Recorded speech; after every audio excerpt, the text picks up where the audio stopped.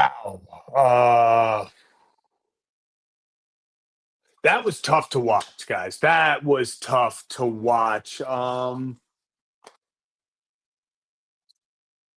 okay. Well, so here we are. Welcome to Kevin and Zach React. I'm your host, Zach Bonder. Kevin Ostrecker will be joining me shortly. Wow. This is just that's one of those games where for a few reasons. That one was tough. Obviously, you only get 4 hits. It's not ideal. You would like more than 4 hits.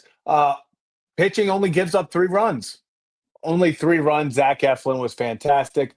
But the headline of today is Garrett Crochet, 8 innings, shutout ball. A guy that a lot of Orioles fans, rightfully so, thought the Orioles could potentially go after this offseason. Maybe they could have made a trade, made a better offer than Boston for Zach Eflin, but they didn't. Or for Garrett Crochet, not Zach Eflin. Sorry, I was reading Zach Eflin's name in the chat. For Garrett Crochet, they didn't. Garrett Crochet goes to Boston and puts up 8 scoreless innings against the Orioles. Offense was a complete and utter no-show tonight. Jordan Westbrook, Ryan Mountcastle, Ramon Laureano, and Ramon Urias with the only hits of the night. Adley and Ramon get walks. There were not many positives offensively. Let's call it what it is.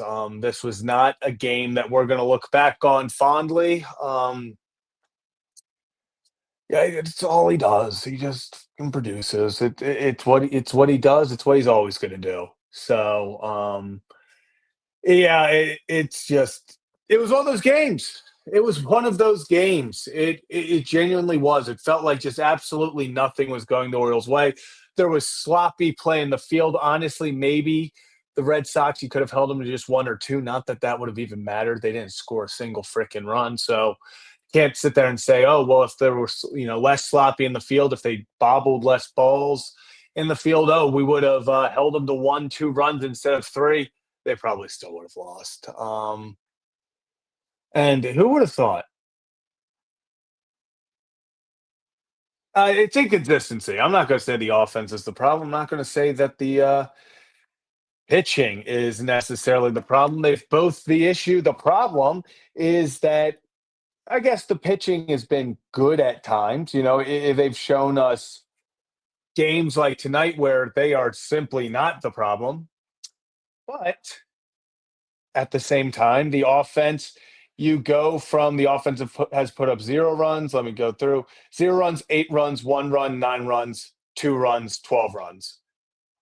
The inconsistency for the offense, yes, they've had, pitching has had its games, gave up 5 in a win to the Red Sox. Um, Obviously, the 8 to the Blue Jays, they gave up 5 to the Blue Jays in a win. Pitching has been better than anticipated, and the offense has been inconsistent. But at the same time, it's inconsistencies at all levels. This has just been, unfortunately, kind of feeling a lot like last year. I know people put it up. Yeah, it is. It is like last year, and that's concerning. I would like to think that maybe, just maybe, they can put it together. Yes, we don't have Gunnar Henderson. I don't expect him, honestly, to join us tomorrow. It just doesn't make sense to have him go from he's playing a game at Norfolk right now or just wrapped it up. Uh, then he's going to go to a 1 o'clock game in Baltimore just to hop on a flight to go to Kansas City for a whatever 7 p.m. game tomorrow. I think just have Gunnar meet you in Kansas City. It makes no sense to do anything else. Yes, would it be better to have Gunnar in the lineup? Yeah. Also, just let's just kind of put it like it is. This was a rough lineup to look at. Like just from the start, if you spent any time on social media today after the lineup was posted, um,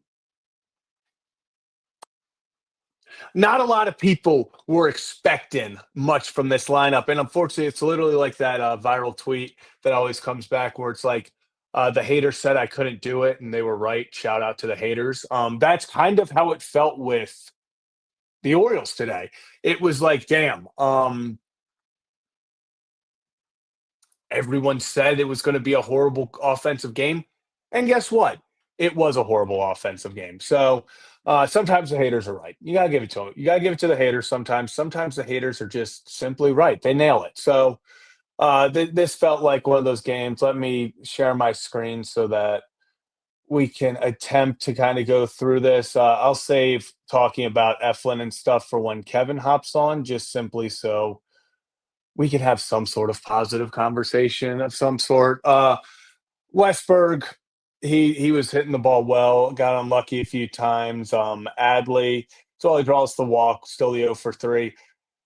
Ryan Mountcastle in that last at bat against Chapman was tough to watch, but it just felt like everybody. Yeah, Joe, last year I'm glad I didn't do it. I almost put out the tweet where I say everyone's talking down on the punt lineup. This is where they score 8 runs because that's what they were doing last year. Last year it felt like anytime people were shit talking the lineup, anytime people were, saying, "Oh, lineup ain't doing anything," that those were the games we somehow, those are the games we just somehow put up 8 runs. Was hoping maybe we would have the same of that today, but that was not the case. 4 hits total. Man, this is we talk about inconsistency. We talk about, the key to last year, the key word me and Kevin talked about. We harped on it every single night. It was consistency. It was just the Orioles need to find some consistency. And like I said before, it hasn't necessarily been off to a great start. You scored 12 runs, 2 runs, 9 runs, 1 run, 8 runs, 3 runs. They literally, it's either they get blown out and they can't score, or they are going to blow the other team out.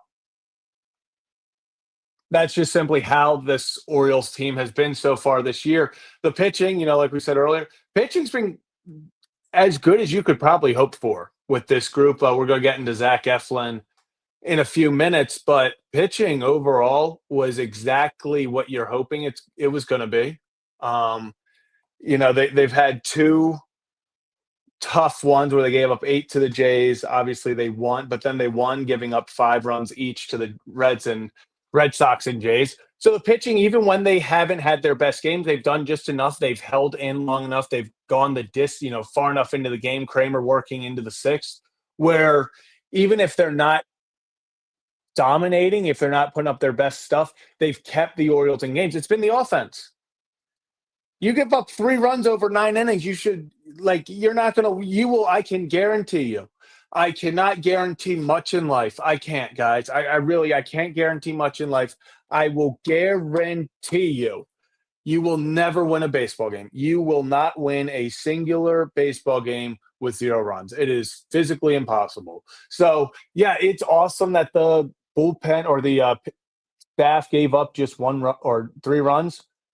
But it wasn't always pretty. CNL, we saw at the end, man, did that get a little shaky at times, but they got out of it. They found ways. The pitching staff, we've talked about it all year. It's not been pretty. It hasn't always been easy, but they have simply found ways to get it done. We talked about it in their first starts with Eflin, with Kramer, even with Sagano after the first inning.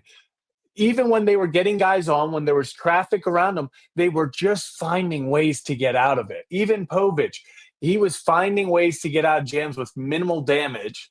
And that's how this team has stayed in games. The unfortunate part for the pitchers is they're fighting and clawing to keep them in games, and the offense is going 4 hits for no runs.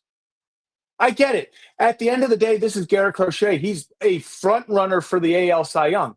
Yeah, I saw, I think it was Ed in here earlier. Yeah, at the end of the day, you tip your cap and you flush it. You're going to lose to guys who are going to be front runners for Cy Youngs. Garrett Crochet is a damn good pitcher.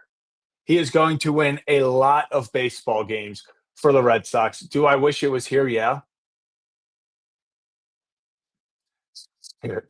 Austin Slater, the leadoff. Maybe, you know what? Maybe Austin Slater was actually just the key to the punt lineups. Sure, Bob, maybe you're right. Maybe I'm the issue. Maybe I'm the issue. If you want a reason to cope, Like, just kinda like that way to cope to be like, "Okay, it's actually not all horrible." You can say Gunner's not in the lineup. Like, you can do the whole like, "Oh, well, if Gunner was here, he'd hit a grand slam, we would've won." You can say that. I'm not gonna stop you. I'm not gonna stop you. If you wanna say that Gunner's gonna come back and he would have been the difference in the game, you can cope. It's early enough in the season. We're 6 games in. I'll come up with all the excuses in the world. This is the fun part.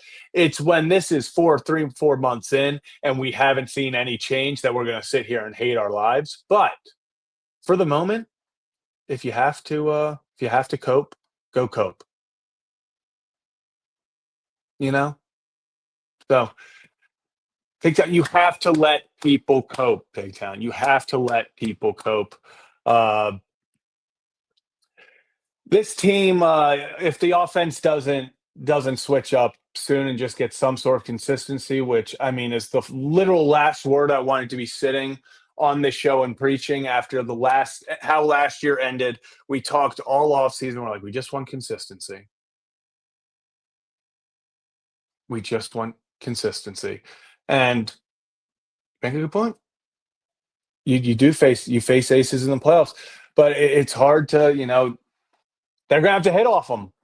If you face Garrett Crochet in the playoffs, if you go in the playoffs and you hold your opponent to 3 runs,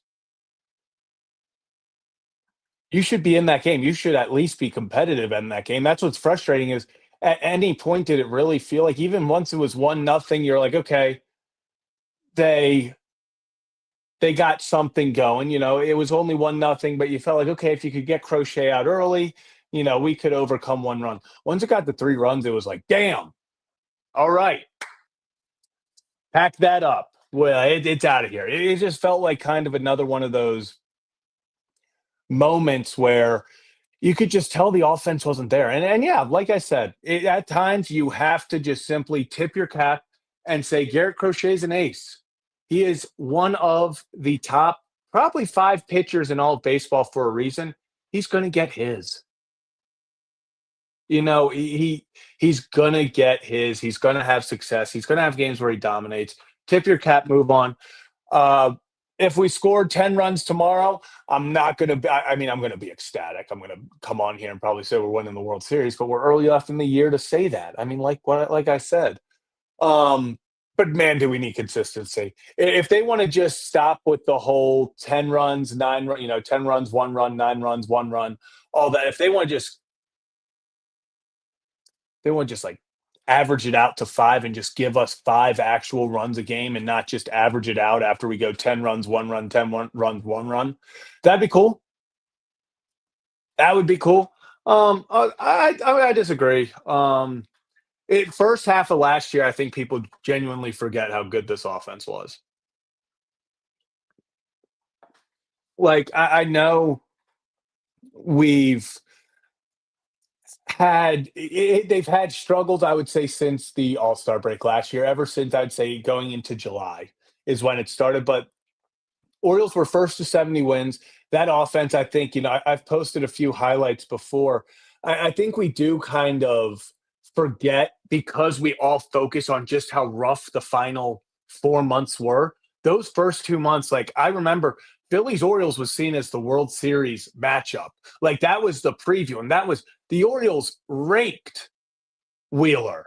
Like that was the Orioles went toe to toe with the Phillies, which looked like it was going to be the World Series preview, and won it. Those games were, they got it done. They were fun team. They didn't quit. They had walk-offs. They had comeback wins. It felt like those cardiac comeback kids that we learned to love in 2023 and 22 were just no matter what was going on, they always felt like they were in the game.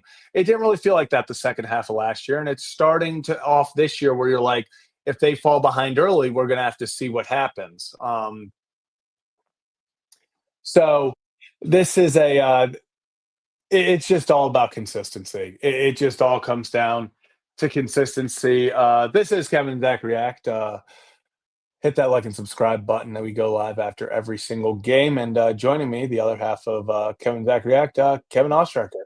Kevin, we are actually, you came in right on time. We're discussing this fun thing called consistency. Yeah, I just had war flashbacks. Yeah. First word I heard when I came in here was consistency, and just I was like, whoa, geez, I didn't realize I teleported back to August 2024, and we're here again. And I'll keep doing my bit until I can't do it anymore. We were so back, and then it was so over, and then we were so Go back, back. and then it was so over, and then we were so back, and now it's so over. Yeah, it is. And Tom, what would help? It's got to be. I mean, right now, listen, it's early in the season. This team could go on to win 100 games, 95 games. I know people aren't feeling like that right now, but they have the talent on offense to go do it. So, what would help them be more consistency? They've got to get rid of this home run or bust mentality. Still, they have to start using the whole field. Westberg, Adley, they're having, and even O'Hearn, they're having the best starts of the year. They're swinging the best bat. And the biggest reason is they're using the whole field. Yes, they've had their power moments. Obviously, Westbrook, the two, and Adley both have had 2 home run games. But it's one of those things where now you have to have more than 3 guys using the whole field. You can't be just pool happy. You can't be relying on the home run, because when we do that, Kevin, we've seen it. This team seems to hit a lot of solo shots. Solo shots isn't going to win you games. No, it's difficult because we know the offense has the potential to be consistent when it comes to manufacturing runs and getting guys on base and not relying on the home run ball. Ramon is also using the whole field. Ramon's doing a great Appreciate job. JJ. But, look, we literally yesterday, or not yesterday, on Monday, we were talking about just how well the Orioles maneuvered the field. No home runs, 15 hits. We know the offense has it in them. And look, I want to also say this. No team over 162 games is going to every single game just have this high-powered offense. There are going to be struggle games like these. And again, we're a week into the season, 6 games into the season or whatever it is, right? We're on game 6 right now. So I'm not overreacting to it. It is a little frustrating because obviously we've talked about these trends, but I'm not really going to call it the 2025 Oriole trend until we're at least a month into the year. Plus, I mean, how many of these guys come playoff time are actually going to be in the lineup, right? And yes, we can hope that assuming they're fully healthy, but probably you would not put Gary in. Yeah, you wouldn't put Gary in. I don't think you put Laureano. 5 through 8, maybe with the exception of Arias. But no, not even Arias. No, not Arias. 5 through 8 are not going to be in the lineup. So that's 4 of your 9 batters who will not be in the lineup come playoff time, assuming everyone is healthy. So I know that people weren't happy with the lineup today. I know we're so back because of that. Yeah, I was telling him, I was like, it's like that famous tweet where it's like, haters said I couldn't do it and they were right. Shout out the haters. I think, sometimes the haters just are right. Sometimes maybe every once in a while, the Twitter GMs get their win. They get their win every once in a while. Tonight was a rough one offensively. Yeah, I mean, you gotta wonder about the lefty situation too. I mean, obviously the Orioles struggled with hitting lefties all last season, and that's why you got Tyler O'Neill, who went 0 for 4. Yeah, I mean, it was.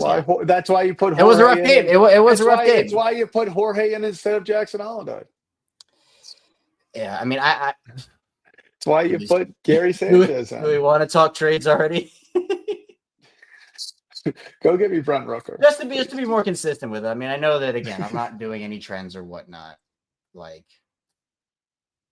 I still believe in the offense. I mean, it's gonna be what carries your team, but they're not gonna have great games all the time. I've overall been impressed more than I haven't been with the offense tonight. Obviously, I was not. Yeah, I mean, obviously, and that's the thing. It's gonna be well, from what we've seen, it's going to be up and down. So I think I'm going to take this. This is tough to look at. Just overall, they've had more. I mean, I can't even really say they've had more good than bad moments because they're 3-3. They've kind of had equal. They've had moments in the field like tonight where you're like, just field the ball cleanly, please. Like somebody just scoop the ball up. Like stop bobbling it.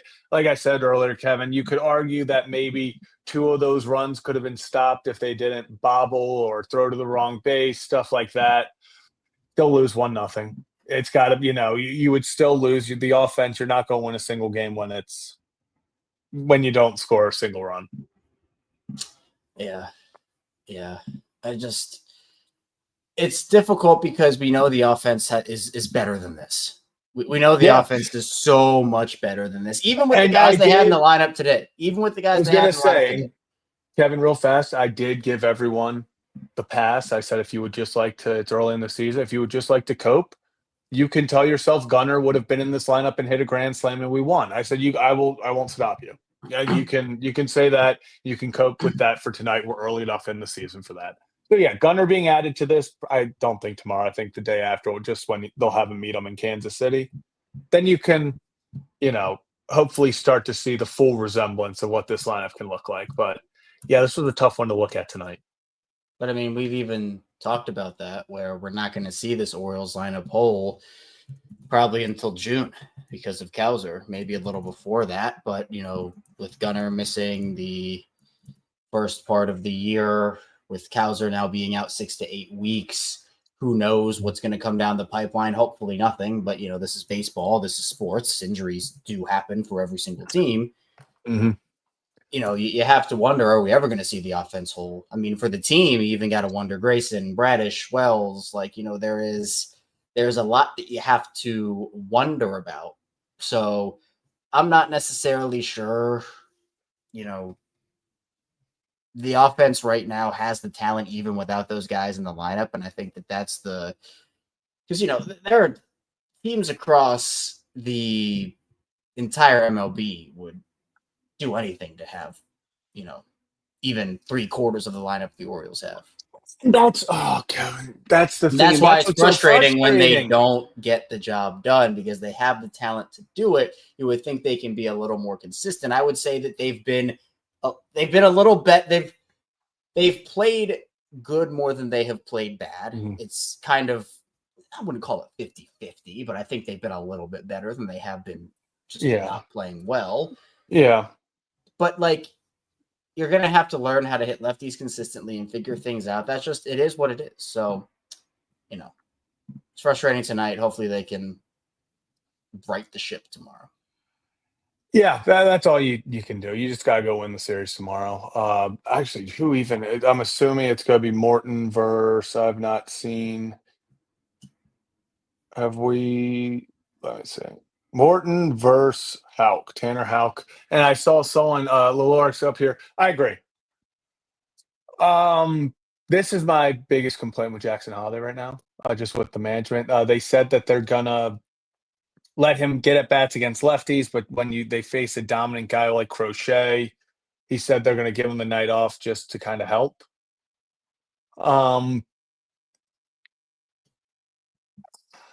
I understand the thinking, Kevin, of okay, dominant lefty, going to be a front runner for Cy Young. Don't hurt the kid's confidence. How's he going to get better against these guys if he's not facing the best? I agree.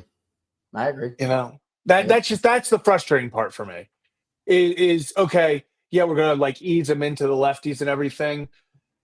He's the number one prospect. He was the number one prospect. There's a difference between easing somebody in and just actively taking away reps consistently. If you don't want to play him against every single lefty, then fine. Every single lefty, then fine. But you have to play him against. How else is he gonna get better? You can't simulate that. You have to get them the reps. And yes, the Orioles are competing. Yes, they're trying to win a World Series, but you can't be blinded by that or the fact that you want, to play the analytics or play the matchups. Jackson he's a baller and he is on a great trajectory. You don't want to stunt that growth. So yeah, that's just, and like I said, if they're gonna maybe this was just one of those things where they're truly just they're hey, we're gonna have him play the next 4 5, whatever. We're just going to give him the break against Crochet, but he's going to get work against this lefty or this lefty coming up. Then sure, fine. We can do that. But to to start off in this I guess in the first 6 games, I would have liked to see Jackson Holiday play against Garrett Crochet just to say. Because, yes, Well, if he goes out he there and gave he strikes he's out your and goes best 0 for option. 3, yeah, if he goes 0 for 3, he goes 0 for 3. But he goes out there and hits an opposite field single. He gets it, just the confidence. Yeah, I mean, why wouldn't you play your best players in situations like these? I mean, and yeah, and this is another thing. It's like Yeah, it's it's not it's like it's not like they that's a have good point. it's not like they have an all-star on the bench that they can just plug in and play for. Like, Yeah, Jorge's also, and that's not a shot at Jorge. Jorge's no, also it's coming just back from you injury. just yeah. I just think that sometimes, not all the time, but sometimes, the Orioles can get a little cute with their decisions where they're trying to outsmart everybody, play the numbers, play the analytics when you just got to go out there and play ball. And we talked about this last year too. This is not the first time I'm saying this. I know that where, you can get a little frustrated with the lineup decisions because I think that Jackson should be an everyday player. Like, I don't think that's a hot Yeah. take. That's not a hot take, but I'm just saying, when you sit him in specific matchups, I don't think that is helping him. One and two, it's not giving your team the best chance to win. And it is a little frustrating because you're like, well, why wouldn't you play your best option at the position, get him reps, and so maybe by the time, because we're in April, by the time Yeah. we're talking in July, August, September, hopefully October, he will have hopefully worked through whatever the Orioles want him to work through against Yeah. lefties. And then he'll be in a position to help the team contribute because if you just sit him versus all these star matchups, these star lefty pitchers, whatever, you're not going to give him the opportunity. And then what if you face like the Royals? Like, what if you face a Royals team and they throw out lefties and all of a sudden you're like, well, sorry, Jackson. We're going in the playoffs. We're like, hey, Jackson, go hit off Cole Reagans. It's like, well, I haven't faced a good lefty all year. Well, it's a playoffs, Jackson. We need you to be good in this moment, even though we haven't given you that opportunity. We'll talk Sam Bassam. While we talk about this, Kevin, do you want to put the link in the chat Sure, for yeah. our Let's do call-ins? some call-ins. Let's do some Yeah, we'll get some. call-ins. We'll see Bassam, I think, in September, guys. I don't think we see him before then, barring injury. Genuinely barring injury. If something, unfortunately, God forbid, knock on wood, happens to one of the catchers and they have to, miss time and Basayo's the best option, I think you would see him maybe earlier than that. But barring injury, they're going to take Basayo slow. They're going to wait till September, I think. And we'll see what happens there. I think this is the most intriguing prospect obviously we have at the moment. I know Kobe Mayo, obviously we know what he can do. We're hoping to see him get that opportunity in the majors next. But I think if we're going who's just the most hype around him right now, it's Basayo. I think he's still young. I know people wanted to see him out of spring training. That was never going to happen. Didn't matter if he hit 1,000 with 15 home runs. He's going to wait. They're going to let him go out. He played, I think, less than a month or a month in AAA last year. Ease him into the season. They're going to let him play and then or let him play in AAA every single day because he went here. And that's the biggest thing. We're sitting here complaining about Jackson not playing and stuff. You need Basayo to play every single day. So I'm going to say Basayo gets up sometimes in September. And I don't think he's a major contributor on this team until next year. But that's just kind of me. I know people aren't going to enjoy that. Yeah, and this is majority of the rookies have struggled. Yeah, if you expect Basayo to come up and suddenly he's batting 400 and he's changing the way this team looks, if you think Samuel Basayo is the missing key, offensively to consistently get us going, I don't think so. I don't. They have enough. They just need Yeah, to they're going to. He's going to be a star. Do not rush him. He's going to be a star. So I think it's just slow and steady with him. He's one of those guys that, gosh, let him mature and let him do his thing, because when he's ready, that's a kid that's going to be, I think, franchise altering. I genuinely do. I will put that on him right now. He's got that potential with the bat to be just one of those guys where if he's hitting 45 homers a year, with that right field wall, he can really change an offense by himself. Having that, Kevin, it feels like the one thing missing in the middle of this lineup is that just straight home run threat. Obviously Ryan Mountcastle, when he's hot, he's that. But if you have Basayo, if he turns into that guy where he's hitting 270 and hitting 40 plus homers, there's the guy that suddenly you have to game plan around, get Gunner on for, get Jackson on for, Westy on in front of, and then let him drive him home. Yep.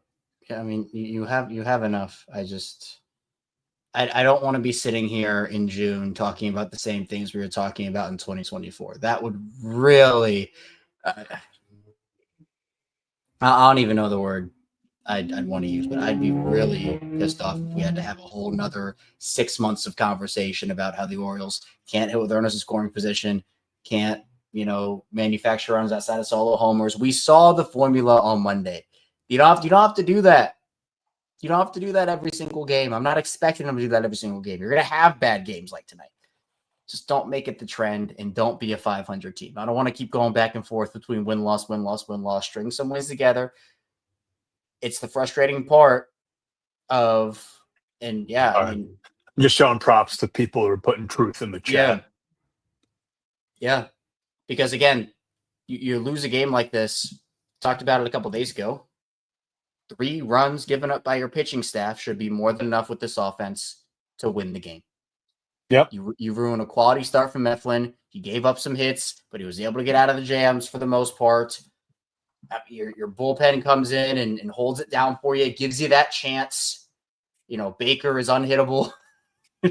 Soto had some hits, but got out of it. Three Ks for him. CNL was low crazy with the low crazy. CNL was a little crazy. CNL lost his home run streak and decided he was throwing nothing in the zone ever again. That was yeah.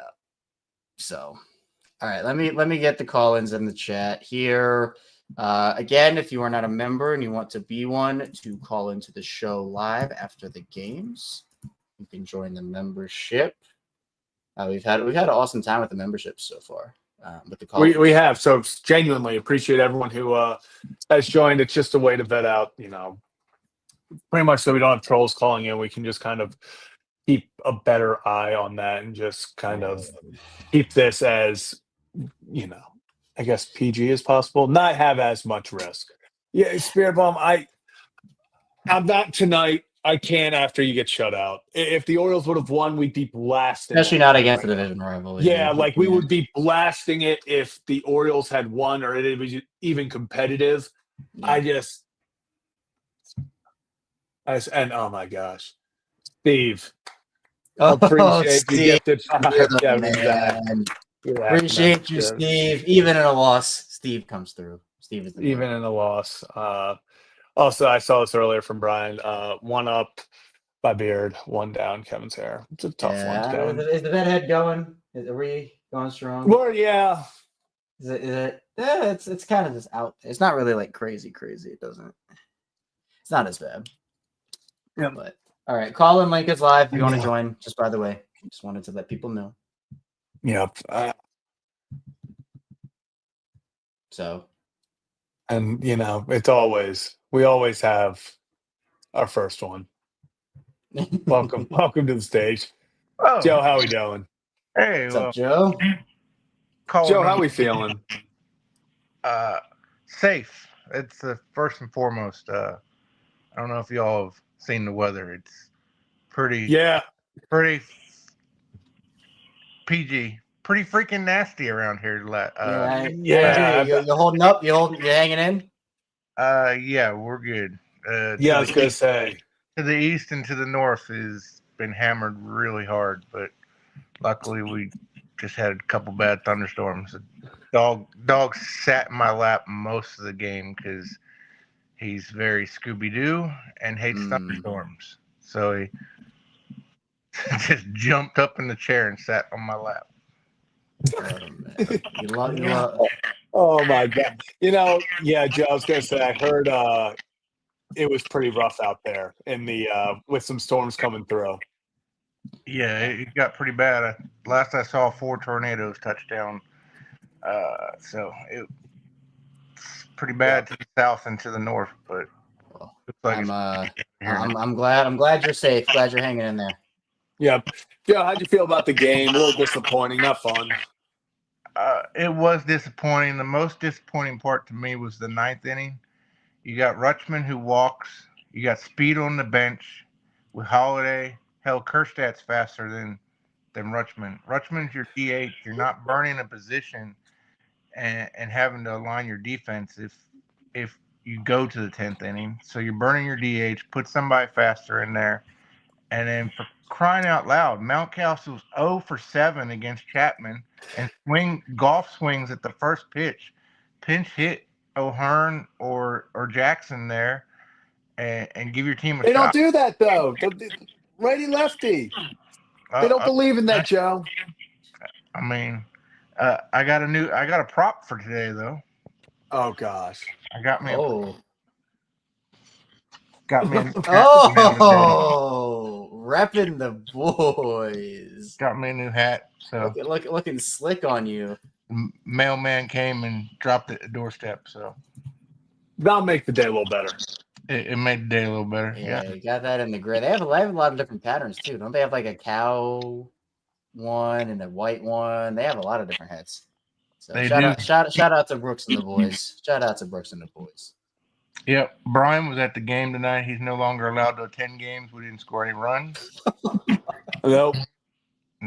So I think I have to go back and see if they can throw no hitter. You guys are required to go, and unfortunately, Zach, you got to tell Molly she has to move. I'll let her know every single time. We have to go to every game. I'll let her know. She has to be there every game. It's required. I'm forcing her. Don't worry. She's going to be at every game now on. So appreciate you, Joe. Any final thoughts? Get them tomorrow. Day game. Of course, we'll see a fantastic lineup for a day game after a night game on a game. Oh, you know it. It's gonna be awesome. Well, half the team was on the bench tonight. It felt like so. they're gonna trade for Austin Slater in the middle of the night and put him lead off. I think Zach would go crazy if they traded for Austin Slater. You guys have no clue. Slater is in orange and black by the end of the year. It may just give Zach a stroke. Better be the Giants.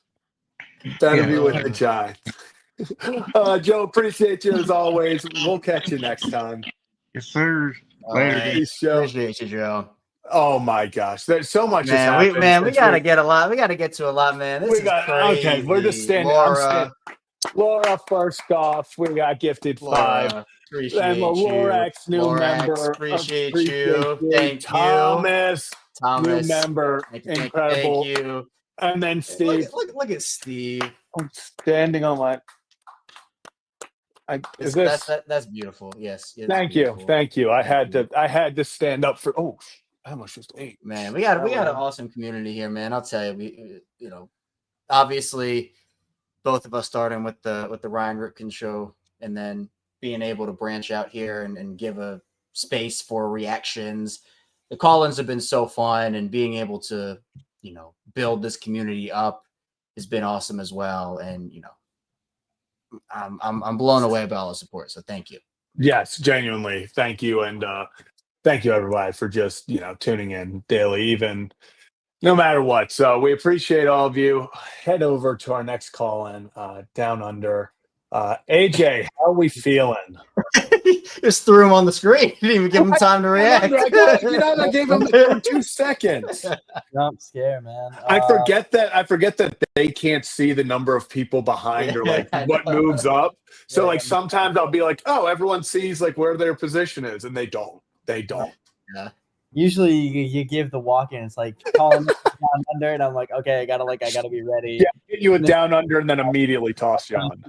Stage makeup, but caught me off guard there. But kind of mad at all the gifted subs because that just took the wind out of sails of my sales of how angry I was at this game. Ah.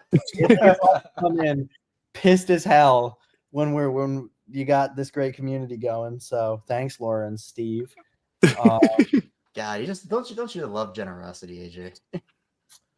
I don't know how people are feeling so generous after that. And you know what?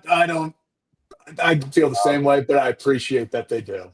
My prop is the fact that I'm sitting in bed right now because much like the Orioles offense, I'm sleepy as hell. Oh, Just what a brutal bar. day today. What time is it there? It's 1:02 p.m. I just slept like shit last night. But Facts. it is 1 p.m.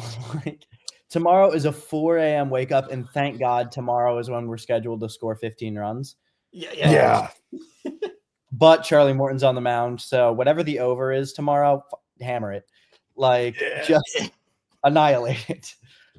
It could be set at 30. I don't care. Like, but just tough day.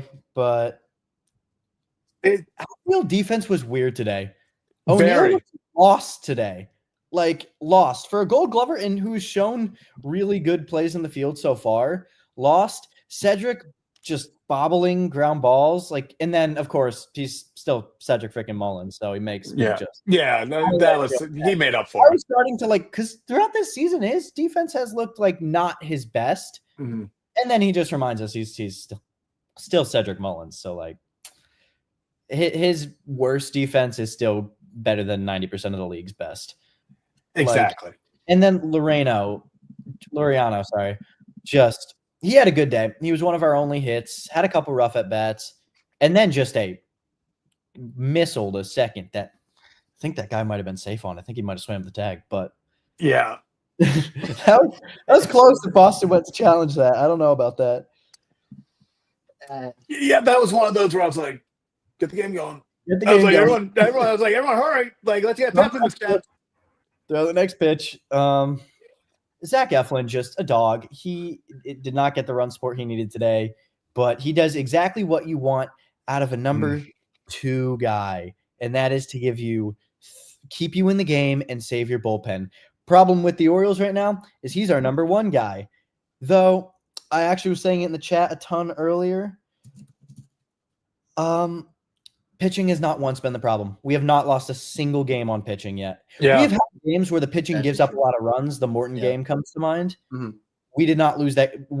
Morton could have been an ace, and we wouldn't have won that game. Mm-hmm. We played terribly. Our pitching has not cost us once yet.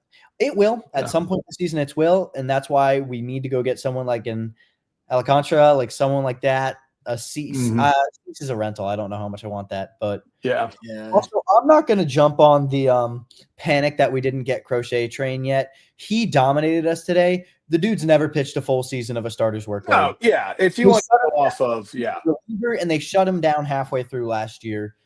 Like, he could be a perennial Cy Young candidate for this whole extension of his contract, or he could blow his arm out in a few months after the starting role really catches up to him. Like, that's the reality. Yeah, it's going to be, I think Garrett Crochet, the telling part about him is we'll see in about August when suddenly he's 125, 160, in that, once he gets into that mid range of you're 3/4 through your season, we'll start seeing how his arm is, because that's going to be like you said, last year's his first year as a starter. That's why, for people who were back with us back then, we were very against, at least I was, trading for him last year, because I was like, he literally has to come out of the bullpen in the playoffs and down the stretch. I was like, he can't even start for you. Right. So Crochet's going to be a guy. Yeah, Crochet's going to be a guy where we won't know right now because when he's on, he's on. But we knew that. We gave up a Kobe Mayo for him, and I still am a Kobe believer. If we can get a haul for him, I think we might have to pull the trigger, but I'm still a Mayo believer. But imagine we had given up Mayo or some other high-level prospect.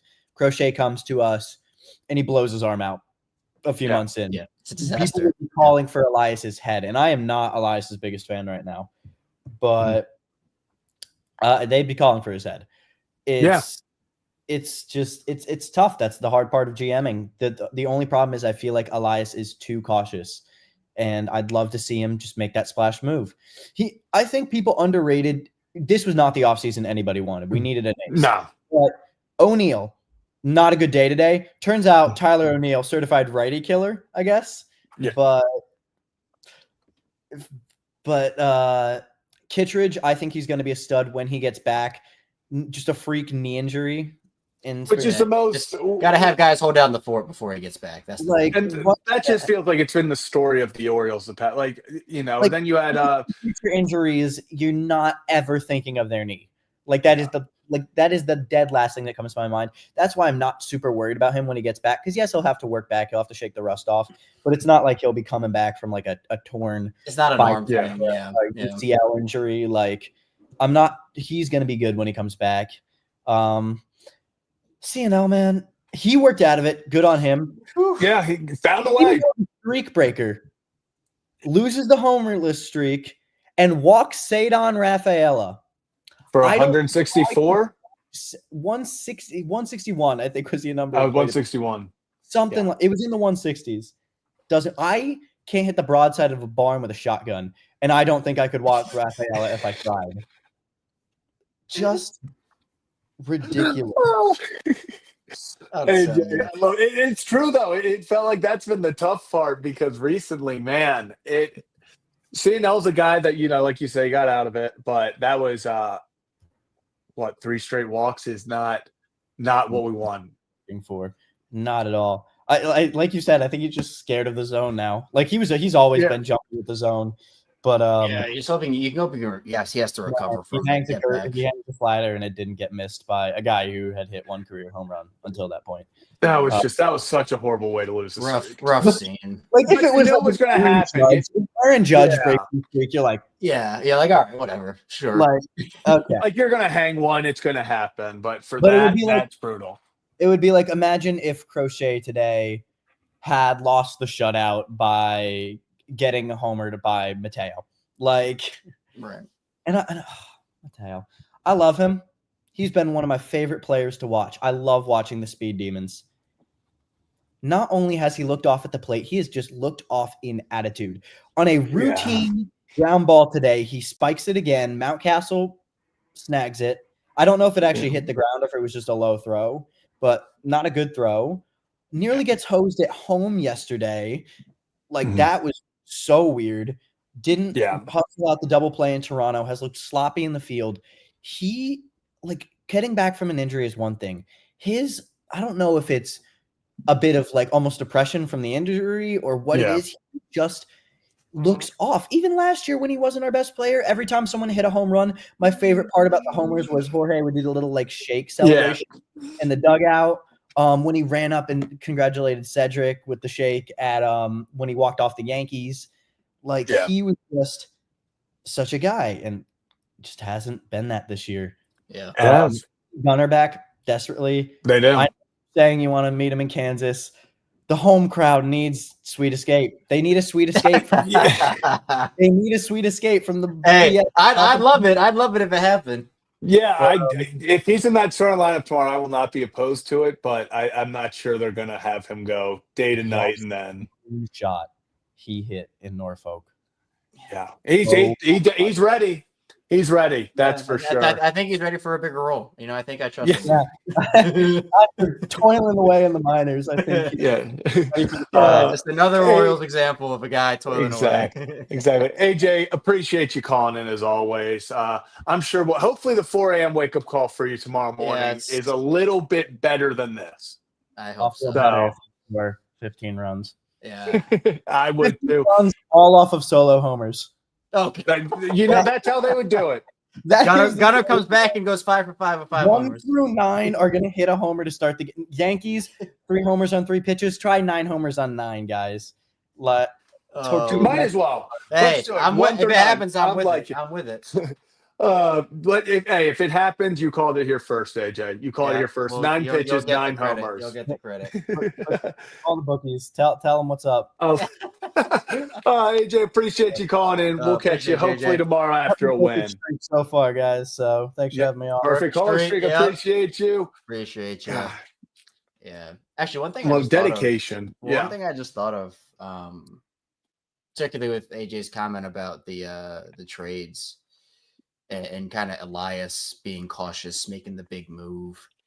Mhm. You can't. What if we condensed all the moves that the Orioles made at the trade deadline last year? I mean, if you ask the fan base, and I will ask the chat right now, I mean, would you prefer the Orioles to make 5 smaller deals to fill out holes or that one big splash? I think the majority of the fan base would say the one big splash. Go get that star guy. And it's not like the trade deadline for the Orioles last year was good. It I was actually gonna say, it just was not good at all, and we can all say that. But I think that, the Orioles and Elias and the whole mindset of like, they're going to claim guys off waivers. They're going to do the whole DFA claim thing. They found guys that way. He made a splash in Corbin Burns, right? Elias made that splash, and we have to give him credit for that splash, right? But that sets up a precedent for you of, hey, you're competing for World Series championships now. You have made a move. And Zach, we talked about this of like, this is now the expectation that you have given of, we have the ability to make these splash moves. And yes, Corbin Burns was a rental. I know AJ talked about Cease, and we kind of talked about the fact that he was a rental too. I don't know if you want to get burned by that twice in a row, but if this is like a Sandy type deal where like he's available, you have some prospects. Now I'm not giving up a Sile for him. Don't get me. I'm not going too crazy the with one this. guy I'm not going too crazy, right? I would package for him. And this is the biggest thing is that you do have him through 26, or you have 2 more years of him, and then so you have this year, next year, and then you have a club option. You have a $21 million club option the year after. So, let's move into our next caller. We're staying international for the moment. We're staying international. Nick, we got a quick time check. Time check. Oh, is that 2 or 3? What is that? It's 3. It's 3. 3. Nick, how we doing? How we feeling there? Man, it's been such a long day today, and to finish it off with that, whatever you want to call that, it's certainly something. Yeah, that was Nick, I agree. That was one of those games where the last thing you wanted to do was sit through a game like that, because it was the Orioles gave you nothing besides Eflin. Having a good start, going deep into the game. You never felt like the offense clicked once. At one point, Crochet 11 straight before Ramon got the hit. It was just a brutal showing. It felt like pretty much inning 1 through 9. Yeah. Zach Shefflin cooked up a treat.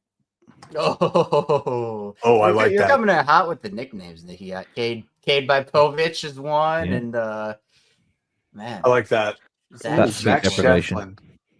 I don't know if anybody's claimed that yet. I think that's a thing that you've made. I think that is the British Raven nickname. Yeah, Zach Shefflin cooking up. Man. I like that. He has been, by the way. I mean, he has. He's been kind of like AJ said. He's been that solid. He's shown he can be that high end number 2. The unfortunate thing is we kind of need him to be that number 1. So. Yeah. You cannot put tonight's loss on him. That's for sure. Absolutely not. Nick, what else is on your mind? The Baltimore Orioles have to stop defaulting to factory settings at the first sight of adversity. It's so true. I mean, again, I have flashbacks to last year, and I think the worst part of this all, to me at least, was with each inning that passed, you just knew it was over. Like the game felt so within reach because 3 runs with this offense is not that big of a deficit. At least it shouldn't be. No, it shouldn't be. But it feels like it's a canyon. Like it feels like they'll get a guy on base. Oh, nope. Okay, inning over. Or they'll go 3 up, 3 down. Like you have games like this. Yes, every team has them, right?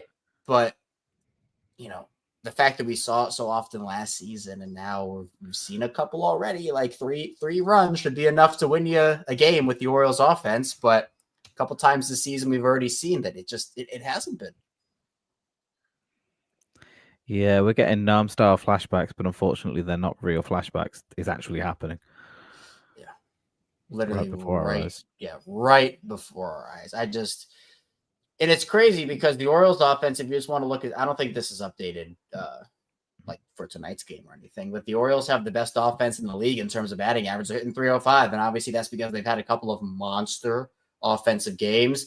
They're tied for 4th in the league in homers right now. They're 5th in the league in RBIs, 4th in the league in hits. I mean, maybe those numbers change based off of tonight's game, obviously, but this is at least a top 5 offense. And, their pitching staff hasn't been like, crazy number 1 top 5 deal. I think they're like low teens, early 20s in ERA, but we didn't expect the pitching staff to be a top 5 staff. But, No. when you have the offense that is top 5, you will have games like this, but it's just, it's hard to see it happen. I mean, we've also seen them real fast, Kevin. When they scored 1 run versus the Blue Jays, they got 9 hits. They couldn't get guys in. So even when the offense, like you brought up, they're at the top of the league for batting average. It's been great to get a single guy on. We're getting a guy on an inning, but doesn't do much if you're just getting one guy on an inning and you're not bringing him in. Yeah, absolutely. Yeah. Nick, anything else? You got anything on your mind? Just anything you want to talk about on this fine? Is this a fine Wednesday? It's a fine Wednesday. What? It's just been one It's of those Thursday days, for man. you. Yeah, it's Thursday. It's been a long day. I too didn't sleep very well last night, so there must be something in the international water. Yeah, it must be in the international waters. Although, you know what? I'm trying to think if I did. I think I slept okay. Maybe I didn't sleep well either. Maybe that's just going to be the thing. Maybe we all need to go to sleep tonight and sleep well. And maybe I was going to say maybe go before 3 a.m., but I think that's already passed for you. So we'll 20 minutes ago almost. Yeah, so maybe we won't get that, but somewhere on the sleep schedule, we'll try to adjust it, Nick. Yeah, it's not happening, is it? Yeah, it's not happening. We'll our sleep schedules are going to be messed up for the next 200 days. Still, we all know it. Can't wait. Then the NFL rolls around, and then shit. At least the NFL, it's only what you're only really for like a few days, right? I guess it's like is the NFL as bad on your sleep schedule? It's quite hard to change. Yeah, that's true.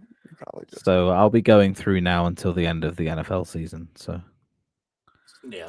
God, I love it, Nick. I love it, Nick. Awesome. Yeah. Anything else before we head out? Eric Davis. Oh, ooh. Yeah, we'll have to give ours at the end. We have to. Hold everybody in suspense for that. Came back from cancer, my guy. Yep. My guy, appreciate you as always, Nick, and appreciate the random Oriole at the end. Yeah, love that. Let's go. Loved it. I did it last time as well, and it went down a treat. So I think I may join in. Hey, anybody who wants to, we're with it. Anyone who wants to. Appreciate you as always, Nick. I'm sure we'll see you tomorrow. Yeah, for sure. The new webcam needs work, so hey. Hey, I like it. I think you're looking great. Yeah, I think you're looking great, good, man. Looking good. I'm now looking trash in 4K. How about that? Don't you love it, Nick? You look incredible, and we'll see you tomorrow, my guy. You have a good one. Try to get some sleep. We'll catch you, my guy. All right. Peace out. Peace out. We got some. Next up, we got some new callers coming in, which I love. First one up, Jabo. Jabo, you there? Yes, sir. What's up? What's going on, Jabo? I'm good. Shout out to Laura for the gifted membership. So, only reason I'm able to call in. Yeah, I know you can't see her, but she's celebrating in the back. She's celebrating right now. she's celebrating. Yeah. Jabo, what's on your mind? Usually I'm way up past my bedtime. I know it's only 10:20 on the East Coast, but when you have kids, you go to bed early because you're up early. Yeah. But I don't know. I mean, if you look back to last year, we're 4 games under 500, including the playoffs. July 1st of last year, rather. And I don't know. I'm not liking this trend right now. We feel kind of meh. And it could be because of the injuries to Calzer, to Gunner, some other guys. But, I mean, we're going to face tough lefties in the playoffs. We're going to face tough starters in the playoffs. It's not an excuse. Just, I I mean, sure, tip the cap. They're great. Mhm. Even aces have off nights, but we got to start showing that we can beat these guys.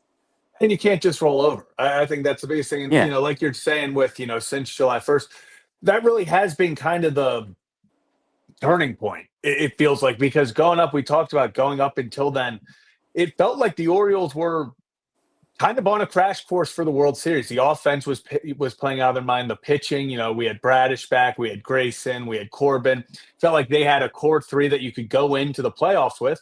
And currently, you have none of those three suddenly anymore. And since, even right now, the pitching wouldn't even matter if you're scoring no runs. So it is kind of concerning, when we've been preaching it, consistency. Since July 1st last year, it's been inconsistent because it feels like we've kind of been, Groundhog Day. You wake up and it's the Orioles are scoring 12 runs or they're losing 2-0. There's no in between. There's no, they'll sit there and they'll average 5 runs a game. It's not because they're scoring 5 every game. It's because they're scoring 12 and then they're scoring 2. So, that it's the inconsistency. It's that, I think that's what's concerning, at least to me. Absolutely, and doesn't help. We're it's going to be a very competitive division the whole year. Yankees, I think they lost tonight, so that's good. But Yeah, it's always good when they lose. Kind of, it's always a good night.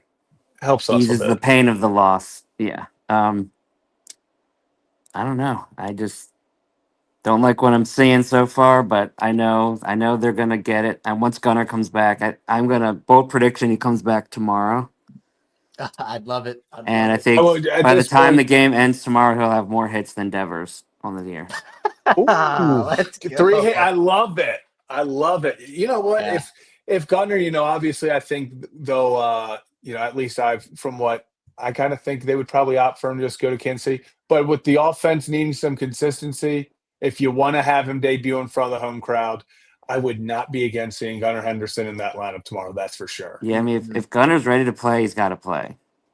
Yeah. Oh, simple as that. He's your best guy. You got to get him. He's your best guy, and I know it's early April, but every game counts the same in the standings.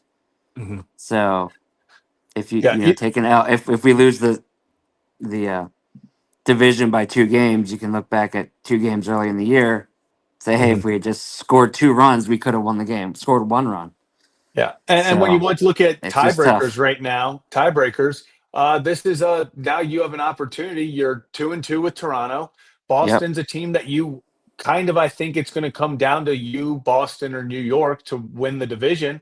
You want that tiebreaker, and a step forward to that tiebreaker is you got to win this series. That's you right. got to win tomorrow. You win the series, and you're on track to at least have that season series. Because if it comes down to a game, you can look back and go, okay, at least we took care of business. Because like you said, the last thing you want to do is go, oh, if we hadn't dropped those 2 back in early April, we win the division. Yep. And Awesome. it's a little different than football, but it's still obviously 17 versus 162, but concept's the same. Yeah. I agree. Gotta get consistent with it for sure. All right. Well, thanks, guys. Take care. Awesome. Appreciate you, Jabbo. Appreciate you. I love when we got new people calling. I know. In. It's awesome. It's awesome. This is what makes it fun. We got another first time caller, and Lorax. Hey, you there? How are you guys? Hey, what's up? How you doing? Doing pretty well. No, I've been on for a while. I just figured I'd call in. Yeah, appreciate. I was gonna say you've been tuning in for a while. Appreciate you always in the comments. Probably not, the game you want to call in after the first, the 3-0 loss. Also, my comments vary on how unhinged they are depending on the game. So you know what? That's what we love. That's what we love. It's what we're here for. What's on your mind tonight? Well, I guess you guys kind of covered a lot of it. So covering like the left-handed versus right-handed pitching obsession that we seem to have, as well as the offensive inconsistency. I mean, one thing that I'm kind of curious about is it seems like our hitting approach sort of changed since last year based on, a very small sample size, where last year we were just home run or bust, but we're still seem rather bipolar offensively. I'm wondering if you guys have any thoughts on that. Yeah, it is. I mean, it all goes back to kind of what we've been talking about with, it goes to the inconsistency. It seems like this offense, either 1 through 9 are humming, or we have nights like tonight where it's like it doesn't matter who we send up to the plate, nothing. Even Westberg, even when we hit it well, Loriano, you hit it well. It's not always resulting in hits. I mean, Kevin, for you, I know we talk about consistency, but that's just the most frustrating part. Yeah, I mean, there's a lot that it can come down to, and you mentioned little changes. I know Zach at Pigtown Sports did a little breakdown about Cedric Mullins and ham placement, just little things that obviously with a new hitting coach in there, things you're trying to adjust to, and that does take time. But it doesn't make the losses that you take like this any easier because just what Jabo said about every game counts. It's 162, and while it's an April loss, and you say, oh, April, it's it's early in the season. We could come down to the AL East in September, it being a 2-game lead with 3 games to go, and you have to beat the team that you're trying to hold off in the division. And I think that, again, with the offensive talent you have, even with Gunnar down right now, with Cowser out, you have enough to continue to put runs on the board. You just don't want to get into that groove you were in, the bad groove you were in last season, because I think offensively, guys feed off of the energy. And when it just feels like when everything's going right, it's like so good. Like everything is going perfectly.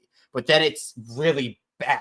Really, it's just like a floor of 0 when it doesn't go right. So it feels like the middle ground is the best ground you can have, because that gives you more opportunities to win games. Because if you're hitting middle ground, you score 4 runs, you win this game. So it's a little more difficult of like, hey, don't score 9 runs, 10 runs, then score like 1, 2, 3, 0 for the next 4 games.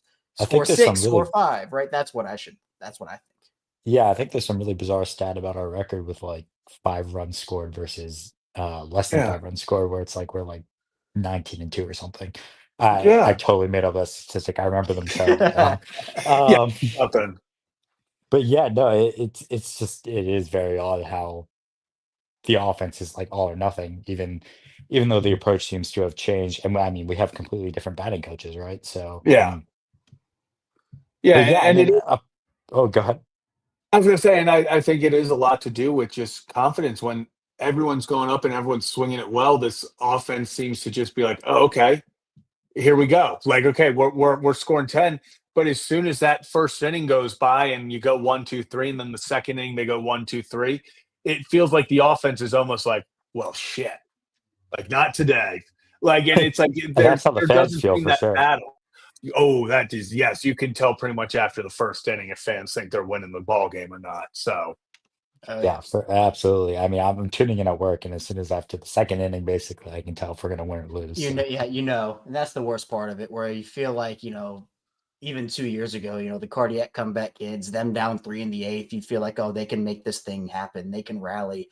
It doesn't feel like that as much anymore, which is unfortunate, because you just see the telltale signs in the 4th inning. You're like, okay, we all know how this is about to go. Like, it's terrible. It's also so strange because I mean the core roster is largely the same, so it's such a odd change from 2 years ago, where like they were known for their late inning they comebacks, whereas they could last be year, I mean down 4. second end of last year, no comebacks basically in the tail ends of the games. I also just want to sweep. Can we just get a sweep? Oh my Please, It feels like I want 5 some years. ramen. That's what I'm saying. I want some ramen. It feels like it's just this team, and that almost goes towards the bipolar offense, because they'll go 2 games in a series where they just dominate, and then suddenly the next game, they there's nothing there. Like they haven't been able. Hell, when was the last time they won more than 3 straight? I It mean, feels like it forever. yeah, second half of last season, weren't we a straight up 500 team? Yeah. It was Yeah, I literally mean, it we're was. right on pace for that this year so far. So I mean, Yeah. it's half the games the offense shows up, half Jeez. the games it doesn't, and it's really not dependent on the pitching because the offense is so good when they're on that even if your pitching gives up what, like 6 runs, you're still going to win the Yeah. game. Exactly, and that's the unfortunate part, is the pitching has had games this year like tonight where they have done everything to be like, "Hey, we're handing the offense this game, just give us 4 runs," and the offense can't do anything. They gave them 4 hits instead. Right. Exactly. And then Crazy. I guess my other main question is I mean, you guys obviously won't have direct insight into this, but Yeah. with Elias's approach, I don't understand. Your window is open. Yeah. Why aren't you making, I mean, first of all, bigger commitments? So Mhm. obviously he's been going a lot for sort of, lower tier signings in bulk Yeah, to 1 year cover gaps. deals. Right. Yeah, Mhm. but yeah, exactly. That's my main concern is the 1 year deals. What is Yeah, the not obsession, but yeah. affinity for the 1 year deals where it's like a prove it deal, but even if Mhm. you hit on that deal, then they're gone the next year. Yeah. Yeah.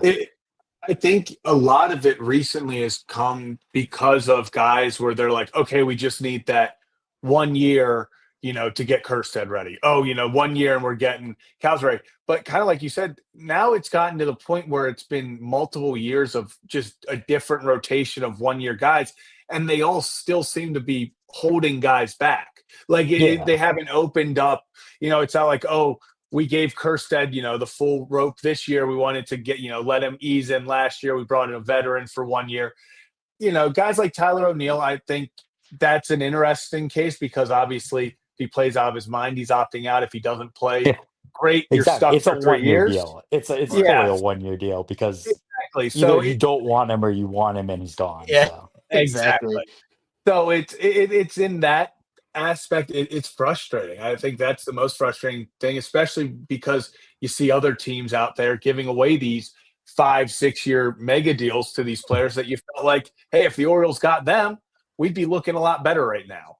So I today think was it's rough. frustrating. Yeah. Yeah. I mean, I also think that at times the front office and the team can get just too cute with what they're trying to do, where ideally their window is 10 plus years. And I think that they're trying to do everything they can to say, hey, we want to continue to not only bring in guys for like this current team, but also for the future. I don't think that's the way that they should be approaching it. Where yes, you want to have your future locked down too, because the job of a general manager, job of a front office is to obviously work with the present and then also keep the future in mind. But I think that when you have all of these prospects, and we saw this, Yeah. like I thought that they managed the Ortiz situation well, where it's like, okay, you can choose between Westberg and Ortiz. The guy that you don't want, he still has value. You can trade that guy for a quality player. And while, yes, Corbin's now in Arizona, you got a year of one of the best pitchers in baseball because of that. DL Hall was a guy that, he had moments for Baltimore when he was on the team, but like, where was his long-term fit? He could have had a role on this Yeah. club for sure, but you move off of him. So it's about having your farm system work for you. And I think that he might be searching for like the perfect deal. Yeah, And I because think I mean that that Burns deal was definitely an out of character sort of right. move for Elias, Mhm. where that was definitely trying to optimize the window that you have. I mean, yes, the window is open for what, the Mhm. next 6 plus years. Your Yeah. your Ideally, yeah. optimal window is the next what, 3 years, where you have Yeah. Adley till end of 2027, Gunnar Yeah. until the end of 2028, and then after that it sort of starts to dip off. Where Mhm. I mean, of course, you're going to get more prospects, but we had those high draft picks for so long that you're Yeah. less You're not likely to going to hit hit on on the everyone. later rounds. Yeah, you're not going to hit. And we got very lucky on a lot of draft Yeah. picks for a few Oh, years. yeah. So the window's it's not going to be this good in 5 years. No. And you No. have to also, yeah, I mean, you're not going to be able, I mean, you would love to keep everybody. I mean, we talked about this on the Ryan Ripken show today. It's like you would love to be able to keep everybody, but it just depends one, how much the Orioles do want to spend, and we'll have to find out the answer to that in the next couple of Yeah. years as they have to extend guys. But two, if you start having guys lose value, like if they had traded Stowers 2 years ago Oh or my Norby gosh. 2 years ago, they Or could have just not at the gotten, deadline. Like if you yeah, Yeah. just don't trade guys at the deadline, like their Yeah. value is much higher, especially if you're right, trading for starting pitching. right. Yeah. And that's the thing That too. that deal is the one that bugs me the most because it seemed more like they were trading because they needed a starting pitcher, as opposed to the fact that they It was thought the deal was desperate. good.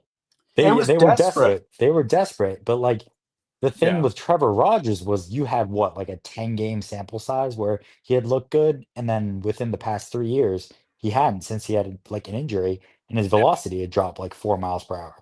Well, and I do Yeah. think that a part of that too is that, and I mentioned this earlier, is that we've seen Elias make those deals that come out of nowhere, like and Mhm. the Orioles in general make deals where it comes out of nowhere. Like obviously Povich and Cano, like two guys who were overlooked, and then now they've come Mhm. and they've had big roles. Or you get a guy that comes in and you have no idea who he is. He gets DFA'd by a team and he becomes this awesome reclamation project. We've seen that. So I think that Elias and the front office likes to hunt for those deals. And while that's great, that shouldn't be the only focus. It shouldn't deter you. And while that Burns deal was great, again, it sets an expectation of like, yeah, all right, now the window is officially open. Now we're making those moves. And then when you go in an offseason, you're like, okay, your ace is gone, but there are other guys on the market. Sure, you know, Evaldi, when he got the offer from Texas, he's like, all right, I'm staying. Corbin wanted to go to Arizona. There are factors, but that doesn't mean there weren't other guys out there that they could have made a move for. And I think that's the frustrating part about it too. I think, the also thing is there's these reclamation projects and everything, and like those are awesome. And we've seen it with Yennier Cano. He was, this guy that they traded, got as kind of a throw-in on the Jorge Lopez deal. He becomes this star for you. That's cool in those moments. I don't know if I'm trading Connor Norby and Kyle Stowers hoping a guy can, bounce back after 3 years. That's where that deal really bothered me. It's one thing if you trade some lower level guys because you're like, hey, our data's showing this guy's going to bounce back. We think he's better than what he is. That totally fine. They make an under the, when they pick up guys for the bullpen off of, that get DFA'd, I'm totally fine with it because we've seen them strike gold with it before. That's very different than trading Connor Norby and Kyle Stowers. Yeah, because those are guys. starting level prospects who I'm like clearly they're starting for the Marlins now. I mean, it was just it seemed like a desperation move where it was. I definitely saw this on some social media where it was like we were going to the grocery store hungry or something like that, where it was like you're literally just making the deal because everyone knew you were looking to make the deal as opposed to like actually trading for value. They wanted a left-handed starter, and they were like, "There's one." Yeah, they saw the first one they could get, and they were like, "We'll give you Connor Norby and Kyle Stowers." And the Marlins were like, "Please check the date that this is on April 1st." Yeah, exactly. I mean, now they're both starting for them. I mean, exactly. Other than that, it's just what I don't understand. I know players have to agree to it too, but what was the opposition to multi-year contracts? That's what I think right now, unfortunately. I think Elias and them have their analytics and what they think guys are worth, but that's not how you sign big-time free agents. You're not going to ever get a guy for what he's worth. You're going to have to pay overpriced because other teams, I said it on the show today, Kevin, it's cool to offer a guy, hey, this is what our analytics are showing you. The Yankees analytics are that they have more money and they can offer you more, and you'll probably go there instead. So never going to win a bidding war against the Yankees. Yeah, sometimes you're just going to have to simply say, "Hey, we know this is what our analytics are saying your worth is. We'll go $5 million more a year because we really want you. We think you can be better than that, whatever it may be." They're going to have to pay up to get guys to come here, and I don't think that's going to be necessarily through what their analytics are telling them. Right. Yeah, absolutely. Yeah. So, Lord, anything else before we get you out of here? No, sir. Thank you so much. Awesome. Appreciate you calling in, man. Hopefully we see you more around anytime. Yeah, anytime. absolutely. Also, appreciate you. Right. Peace out. Awesome. This has been great. This has been awesome. We go over to our what looks like our last call. We got one more. We got one more left. We got one more. She knows who she is. What's going on, Laura? Hey guys, how you doing? Doing well, we're as well as I hanging can. in. As well as I can be. How are you doing, Laura? Well, better because I just got paid. Hey, all right, let's go. End of the month, beginning of the month, you get that commission check. You're like, woo! There we go. So I decided to share by giving membership. And we appreciate your generosity. Thank you. Appreciate you as always. Thank you. I was listening to what the Lorax was saying, and it just kind of comes down to, as far as getting those free agents, winning is the best medicine. Yep. And, sure. We've got to start winning with what we have. I mean, right now, 3-3, going 500 this season. I mean, going 500 is not bad. Does that get us into a playoff spot? Yeah. No, it's not. Right? When you have expectations, yeah. I was going to say, especially with the way that this league is built right now, 81 wins is not getting, especially the American League, 81 wins isn't getting you in the playoffs. So now, not necessarily, because if you look at the AL Central right now, every team is 2-4. The AL Every Central is single gonna one of AL them. Central. They're gonna. We'd be leading in the AL Central right now at 3-3. The AL Yeah, Central isn't we a gotta real get we gotta get division. an addendum in there to move the Orioles over. Okay. Because I Like seem to remember some AL Central team beat us last yeah, year, like didn't that's they? what I'm saying. Like the AL Central is not a real division. Whoever you think is going to win that division never does. It's going to be I swear So it's they gonna be the just White put Sox this five. year. They just put five. Okay, I'll say they put four teams' names in a hat. They don't put the White Sox in usually, and then just pick out. And they're like, okay, Twins, it's your year. And everyone's like, Twins.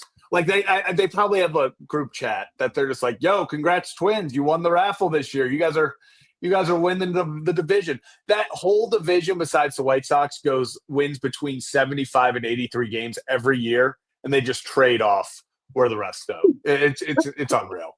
And then they beat us in the freaking playoffs and without fail. It's just annoying. It's so annoying, Laura. So tired of it. They beat us. That's why I say you can't say they're not They're a real just- division because they always beat us. They're just scrappy. They're just a bunch of scrappy teams that love playing ball. Ugh. Okay. I mean I'm trying to think. Oh, the other thing, and I had kind of slipped this to Ryan too, so I don't know if it'll come up on the show tomorrow, but talking about these guaranteed contracts. Mm-hmm. Especially in kind of light of a certain player down in Atlanta who's been suspended. Like, isn't that part of the reason why you don't want to give those long-term guaranteed money? And I'm not saying everybody's going to get popped for PEDs, but they get popped for PEDs, or they could be like Wander Franco doing whatever he was doing in the Dominican, or they could be, There's like risk. Trevor, There's not that I risk. have an issue, but like Trevor Bauer or anything like that. Yeah. And then you just wind up being on the hook, paying money to these. And then again, I know Profar is not getting paid during his suspension, but they're still on the hook for the rest of that contract. Yeah, and he no longer can play in the playoffs this season, even when he's correct. back. And So now you if paid the all Braves that even money make it, he can't be on the roster. So it's just that hurt of your team right there. Is there something you could say, look, you got to, even though you're playing the other half of the year, we got to get back some money or something here. And I think that's part of why they're leery to give these big money contracts. I mean, let's also face it, the last big money contract they gave was Chris Davis. I mean, obviously it's a different management, it's a different ownership now, so that's out the window. But the last time we saw the Orioles spend big, it wasn't necessarily great. So Laura, for me personally, I just want to see a big money contract to someone just to show. I mean, I hate doing the spend to spend because, like you said, you never know what's going to happen. Hell, injuries can completely derail a contract forever. Mm-hmm. But, some of these big, names when these pitchers are coming in, even, obviously Burns is a different, exception because he was coming from here. They're obviously going to be in on him. I would like to see, the Orioles making some pushes for these big stars. Even if they don't get them, I'd like to see at least the activity there of, okay, are they willing to spend that to go get guys? Because, we talk about winning cures everything. They're going to win with this young core. This young core is what's going to get them there. Mm-hmm. I think you're going to need that piece, like we've talked about trading for an Alcantara. You need that extra piece that's going to get you over the hump, I think. Yeah, absolutely. But again, when it comes to signing those contracts, I mean, the whole point is that you draft these young players because you want them to come in and make an impact and get you onto that winning path. So again, why not at least reward them? And again, I'm looking at your Gunnar Hendersons, your Jackson Holidays down the road. I mean, that's why players like, even though I love him, Cedric Mullins is probably not going to go, or is probably not going to stay. He's going to go. And again, we hear about Mountie every year. He's allegedly on the trade block, and nothing's been done as of yet. But again, at some point he's going to be gone. I mean, we do have some good minor league players that we can use as trade chips to try and get some people back. Sorry, mayonnaise. I think you guys are too young for that reference. I don't think you guys remember An Officer and a Gentleman, but No. but he may be on the outside looking in. Yeah. as much as people like him. So, the Machine, who I absolutely adore, and I really hoped he had a chance to kind of come up with the club. I still hope he does come up. But again, because he is so good, is that another chip we wind up trading away to try and get something back? Yeah, and that's what you're gonna have to do.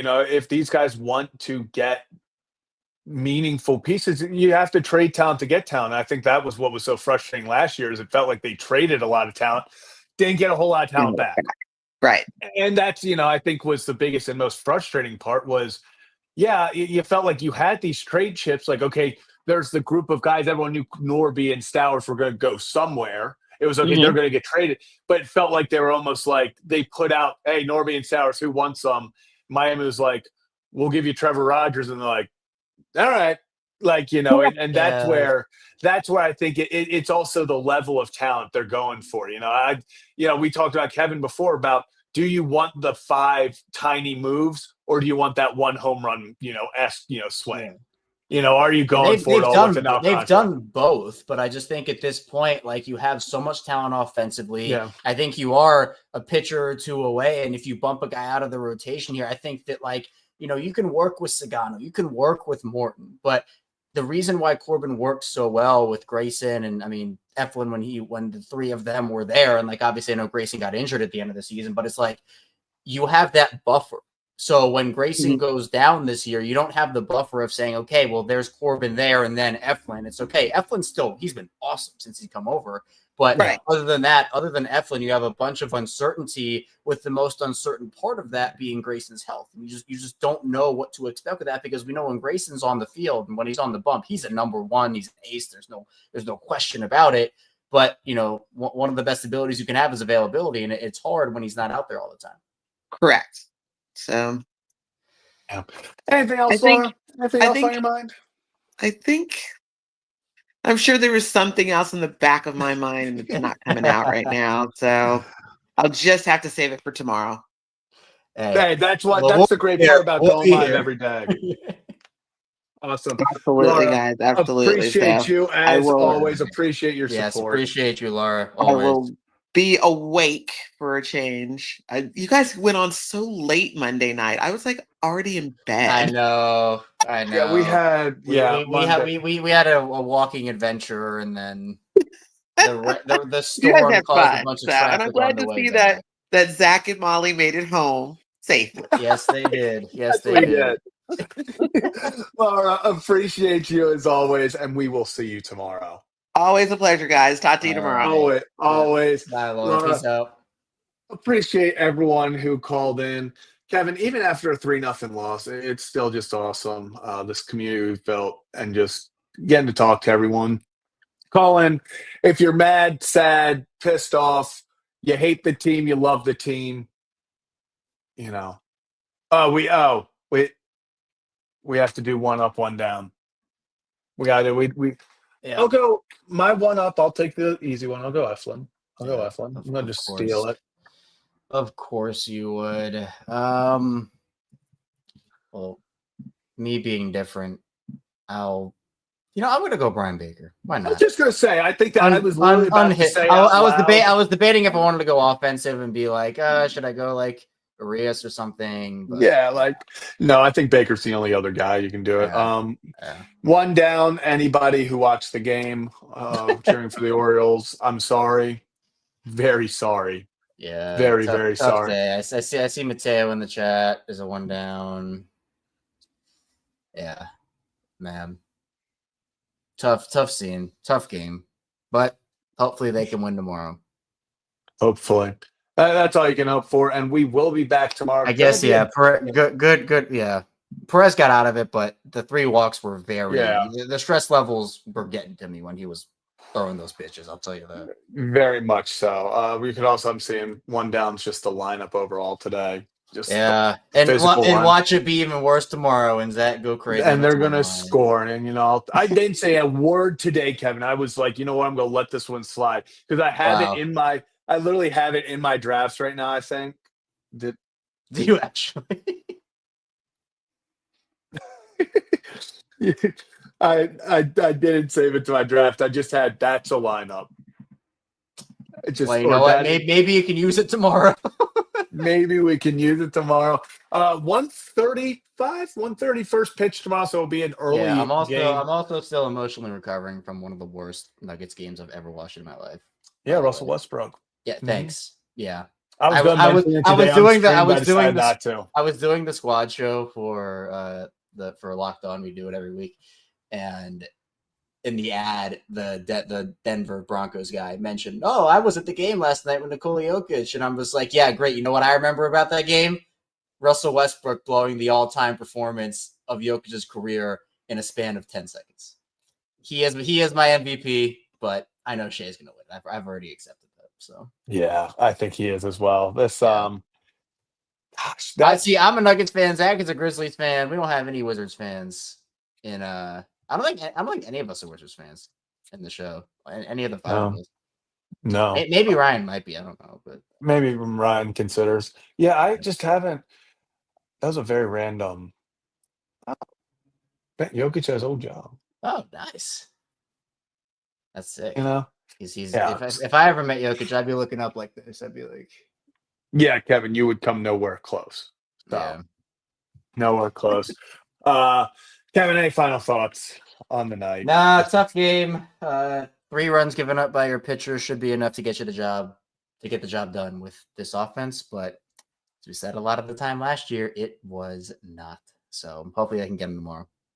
Hopefully they can get him tomorrow. We'll be back tomorrow. O's are fine. The O's are fine. You know, the O's are fine. 3-3, the O's are fine. They'll score 13 tomorrow, and we'll all be hyped about it.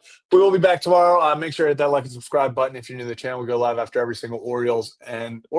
We go live after every Orioles game, win or lose. Yeah, but I meant to do the Orioles win or lose, but I wanted to do it too soon. Tomato. But that's going to do it for this edition of Kevin and Zach React. We will see you bright and early tomorrow. Ty Wigington. Corey Patterson.